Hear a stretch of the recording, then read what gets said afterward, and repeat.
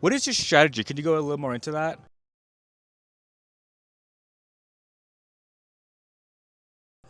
So That you mentioned? the strategy is I need to be competitive in this race. I need to convince people to support me.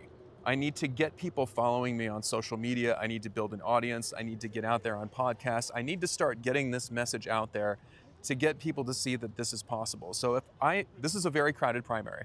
There's Yeah. 7 Democrats in this primary.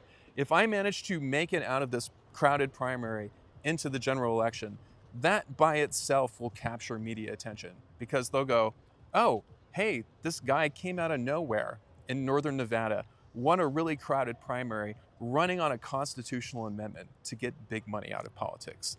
Other people will start noticing that. And the goal is to create imitators. We won't need, all I can do is be the spark and the cheerleader. Unless other people start doing the same thing, it's not going to work. So the goal is to create a political movement, both a grassroots movement among people to become single issue voters on this, and to inspire other candidates to run on this, other candidates like me who are devoted to trying to fix the system so that it can deliver on the things that we all want. Nice. And I have a final question for you. You mentioned that on the first question, there was like the strategy of like, yo, you should tell like when this big money amendment starts coming out or the idea of it starts happening, to tell your Congress members to not tell people to not vote for certain members of Congress if they don't vote for that bill, right? Right.